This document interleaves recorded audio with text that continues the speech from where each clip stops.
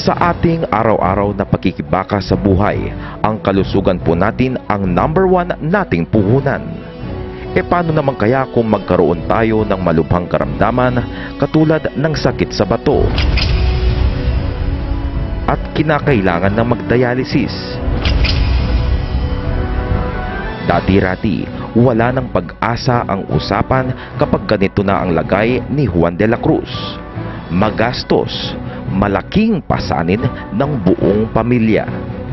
Itinatag ng lungsod ng Angeles sa pamumuno ni Mayor Ed Pamintuan ang Renal Care Unit sa Ospital ng Angeles na kilala ngayon bilang Rafael Lazatin Memorial Medical Center para maging kaagapay ni Juan de la Cruz sa pagbibigay ng katugunan sa karamdaman nilang ito sa mas murang halaga at para na rin mapahaba pa ang kanilang buhay.